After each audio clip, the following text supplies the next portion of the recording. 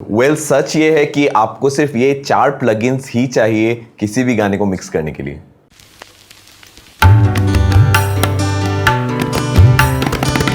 Hello guys, कैसे हैं आप लोग। मेरा नाम है शिवराज ड्रीम आर्ट रिकॉर्ड से और आज आप देख रहे हैं मेरा 26th video from the 30 days 30 videos challenge, जहां पे मैं 30 वीडियोस बना रहा हूं लगातार 30 दिनों के लिए। और इस वीडियो में मैं बात कर रहा हूं 4 प्लगइन्स के बारे में जो आपको चाहिए किसी भी गाने को मिक्स करने के लिए। तो with the growth in technology लोग आजकल ज्यादा प्रेफर करते हैं मिक्स इन द बॉक्स करने में, यानी कि सब कुछ वो मिक्स स्टार्टिंग से एंड तक लेके अपने कंप्यूटर के अंदर करते हैं। लेकिन अगर आप अपने मिक्सेस को अपने कंप्यूटर के अंदर करना चाहते हैं तो आपको सर्टेन अमाउंट ऑफ प्लगइन्स की जरूरत होती है, अलग अलग प्लगइन्स की जरूरत होती है।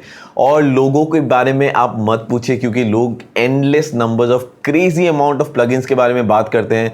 Weird plugins, crazy plugins, endless expensive plugins. लेकिन जो सच है, जो फैक्ट है, वो है कि आपको एग्जैक्टली इतनी प्लगइन्स की जरूरत नहीं होती है एक डिसेंट मिक्स अचीव करने के लिए। तो सबसे पहले मैं चाहता हूं आप समझे कि मिक्सिंग क्या है। तो बेसिकली मिक्सिंग एक बैलेंस को अचीव करने का प्रोसेस है। बेसिकली आप जब मिक्स करते हैं, आप एक बैलेंस को अचीव करने की कोशिश करते हैं अलग अलग इंस्ट्रूमेंट्स के बीच में वॉल्यूम फेडर्स का इस्तेमाल करते हुए, यानी कि वॉल्यूम का इस्तेमाल करते हुए आप एक बैलेंस अचीव करने का कोशिश करते हैं। तो ज़्यादातर लोग जो ये वीडियो देख रहे हैं, आप लोगों ने एक लाइव कंसर्ट तो देखा ही होगा, चाहे वो किसी भजन आर्टिस्ट का हो, कि चाहे वो किसी रॉक आर्टिस्ट का हो, चाहे वो जागरण हो या कुछ भी हो। आपने एक लाइव इवेंट तो देखा ही होगा अपने पूरे लाइफ में कि लोग जहाँ पे लाइव परफॉर्मेंसेस कर रहे हैं। तो इमेजिन करते हैं कि यहाँ पे लाइव परफॉर्मेंस हो रही है और आप एक 5 पीस बैंड को सुन रहे हैं, जहाँ पे एक ड्रम्स बज रहे हैं, एक गिटार्स बज रहे हैं, एक पियानो बज रहे हैं, एक वोकल्स हो रहा है और एक बेस गिटार बज रहा है। और अगर आपको मैं पूछूं कि सारे इंस्ट्रूमेंट, जो ड्रम्स है, जो बेस गिटार है, जो कीबोर्ड है, गिटार्स है, जो वोकलिस्ट है, वो अगर सारे सेम लेवल पे सेम वॉल्यूम पे सुनाई दे तो वो कैसे लगेंगे? और इसका जवाब है कि ये बहुत वियर्ड लगेगा, बहुत मफल्ड लगेगा, सब कुछ जैम पैक लगेगा और किसी के लिए स्पेस नहीं होगा उस पूरे गाने में। यानी कि हर कोई एक दूसरे को ओवर पावर करने की कोशिश कर रहा होगा उस पूरे गाने में।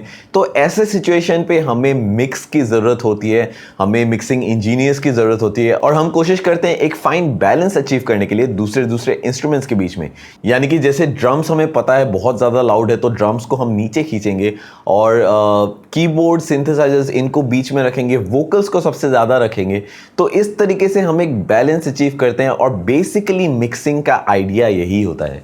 बट सिर्फ वॉल्यूम को एडजस्ट करना ही मिक्सिंग नहीं होता, इसमें कई अलग चीज़ें होती है, कई अलग अलग चीज़ें होती है जो मिक्सिंग में इंक्लूडेड होता है। और ये ले आता है मुझे अपने फर्स्ट पॉइंट पे, फर्स्ट प्लगइन पे, जो आपको मैंडेटरी है किसी भी मिक्स को करने के लिए, वो है इक्वलाइजर्स। तो अगर मैं आपको इक्वलाइजर्स को इजीली समझाने की कोशिश करूं दोस्तों, तो इक्वलाइजर्स बेसिकली एक प्रोसेसिंग टूल है, एक ऑडियो प्रोसेसिंग टूल है, जिसको हम इस्तेमाल करते हैं क्लीन अप करने के लिए हमारे रिकॉर्डिंग्स को। यानी कि जब भी आप किसी इंस्ट्रूमेंट को रिकॉर्ड करते हैं तो ज़रूरी नहीं है कि उस इंस्ट्रूमेंट में सारे फ्रीक्वेंसीज अच्छी हो। हाँ, उसमें अच्छी फ्रीक्वेंसीज भी होती है, जैसे बेस गिटार में बेस फ्रीक्वेंसीज अच्छी है, लेकिन बहुत सारी अनवांटेड फ्रीक्वेंसीज भी होती है जिन्हें हमें काटना पड़ता है, जो हमें छाटना पड़ता है, जो हमें क्लीन अप करना पड़ता है।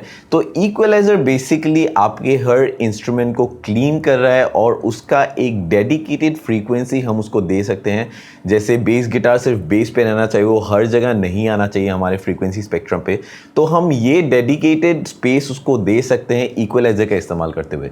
और अभी तक अगर आपको पता नहीं है कि फ्रीक्वेंसीज क्या है, तो उसके लिए आप जाके मेरी वीडियो देख सकते हैं ऊपर के आई बटन पे। वहाँ पे मैं बात कर रहा हूँ इक्वलाइजर्स क्या है, फ्रीक्वेंसीज क्या है। और अगर आपको पता करना है कि इक्वलाइजर्स का इस्तेमाल एग्जैक्टली आप कैसे करते हैं, उसके लिए भी मैंने एक वीडियो बनाया है। और जितने भी ये वीडियोज़ और लिंक्स के बारे में मैं बात कर रहा हूँ, उनका डिस्क्रिप्शन में मैं लिंक डाल दूंगा, आप जाके चेक कर सकते हैं। तो अभी आपने अपने इंस्ट्रूमेंट्स रिकॉर्ड कर लिए, उनको क्लीन अप कर लिया आपने इक्वलाइजर का इस्तेमाल करते हुए, लेकिन आपके गाने में किसी सेक्शंस में आपके इंस्ट्रूमेंट्स ज़्यादा लाउड है, कहीं कहीं पे वो बहुत ज़्यादा सॉफ्ट है, और आप सोच रहे हैं कि आप इनको कैसे कंट्रोल कर सकते हैं एक ऑडियो प्रोसेसिंग टूल से। तो ये जो उतार चढ़ाव है आपके गाने में, ये जो डायनामिक्स है और ओवरऑल एक पंच अचीव करने के लिए आपके इंस्ट्रूमेंट पे, मैं एक चीज़ के बारे में बात करने वाला हूं, मैं एक प्लगइन के बारे में बात करने वाला हूं, जो है कंप्रेसर। तो दोस्तों, आपने बहुत सारे लोगों को सुना होगा बात करते हुए कंप्रेसर्स के बारे में, क्योंकि compressors one of the most interesting tool है और ये बहुत ज़्यादा इस्तेमाल होता है इंडस्ट्री में। इसका इस्तेमाल बहुत वाइडली और बहुत अलग अलग तरीके से होता है। और कंप्रेसर्स का बेसिकली काम होता है कि ये डायनामिक्स को कंट्रोल करते हैं। तो जैसे मैंने ऑलरेडी बताया कि आपके गाने में बहुत सारे सॉफ्ट पोर्शंस है, आपके गाने में बहुत सारे लाउड पोर्शंस है, लेकिन आप चाहते हैं कि वो ओवरऑल पूरा आपका गाना इक्वली लाउड हो। ऐसा ना हो कि सॉफ्ट पोर्शंस पे आपके गाने बहुत ज़्यादा सॉफ्ट हो जाए और लाउड पोर्शंस में आपके गाने बहुत ज़्यादा लाउड हो जाए। तो इसको कंट्रोल करने के लिए हम एक कंप्रेसर का इस्तेमाल करते हैं। और ये बात आप मत भूलिए दोस्तों कि ये सिर्फ एक चीज़ है जो हम कंप्रेसर से कर सकते हैं। कंप्रेसर से आप बहुत सारी चीज़ें अचीव कर सकते हैं, बहुत सारे तरीके से आप कंप्रेसर को इस्तेमाल कर सकते हैं। और अगर आप जानना चाहते हैं कि आप एग्जैक्टली कंप्रेसर को कैसे यूज़ कर सकते हैं डिटेल में, कि कंप्रेसर एग्जैक्टली होते क्या है, तो उसका भी वीडियो आप जाके आई के बटन पे देख सकते हैं। उसका भी लिंक मैं डिस्क्रिप्शन पे लिंक कर दूंगा। आगे चलते हैं और बात करते हैं हमारे थर्ड और फाइनल प्लगइन के बारे में। और थर्ड और फोर्थ प्लगइन है रिवर्ब एंड डिले दोस्तों। और जिनको पता नहीं है कि एग्जैक्टली क्या है रिवर्ब और डिले क्या है, तो बेसिकली रिवर्ब है कि रिफ्लेक्शंस है, हमारे रूम में जो रिफ्लेक्शंस होती है, किसी भी जगह पे जो रिफ्लेक्शंस होती है, उनको हम रिवर्ब और डिले कहते हैं। और आप जाके इनका डिफरेंस देख सकते हैं कि रिवर्ब और डिले का क्या है। इसके बारे में मैंने वीडियो बनाया है, वो भी आई बटन पे है, आप देख सकते हैं। लेकिन बेसिकली मैं आपको समझाता हूँ कि एक रिवर्ब और डिले का हम क्यों इस्तेमाल करते हैं रिकॉर्डिंग्स में। तो जैसे मैंने ऑलरेडी बात की है कि जब भी हम रिकॉर्डिंग्स करते हैं, हम कोशिश करते हैं कि ड्राई रिकॉर्डिंग करें, बिना किसी रिफ्लेक्शन के रिकॉर्डिंग करें, बिना किसी रिवर्ब के रिकॉर्डिंग करें, ताकि ये जो रिवर्ब है, ये जो डिले है, एको है, इनको हम बाद में ऐड कर सके, पोस्ट में ऐड कर सके और हमारा फुल कंट्रोल हो इनके ऊपर। और जैसे आपको ऑलरेडी पता है दोस्तों, रिवर्ब और डिले नेचुरल फिनोमिनन है। ये ऐसी चीज़ें हैं जो नेचर में होती हैं। तो अगर मैं अपने रिकॉर्डिंग्स को आपके सामने प्रेजेंट करूं बिना किसी रिवर्ब और डिले के, ये बहुत वियर्ड साउंड करेगा, बहुत ज़्यादा अननेचुरल साउंड करेगा, जो आपको नहीं चाहिए होता है, जो आपको रिकॉर्डिंग्स में आप नहीं चाहते हैं।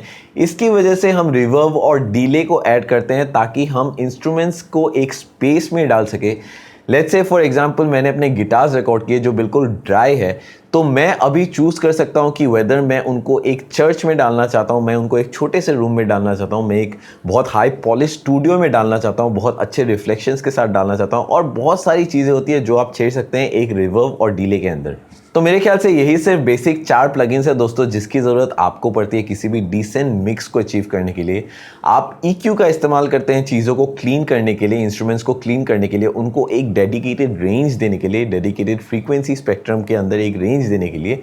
और आप कंप्रेसर्स का इस्तेमाल करते हैं अपने डायनामिक्स को कंट्रोल करने के लिए। जहाँ पे आपके गाने सॉफ्ट है, लाउड है, तो इनको कंट्रोल करने के लिए आप डायनामिक्स का ध्यान रखने के लिए आप एक कंप्रेसर का इस्तेमाल करते हैं।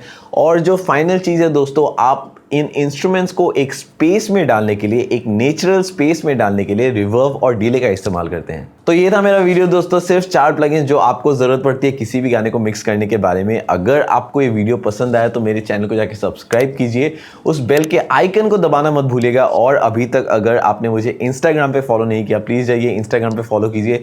वहाँ पे मेरे रेगुलर अपडेट्स होते हैं, आप मुझसे बातें कर सकते हैं, मैं आपसे बातें कर सकता हूँ। मैं मिलता हूँ आपको अगले वीडियो में, तब तक के लिए टेक केयर, साइन आउट।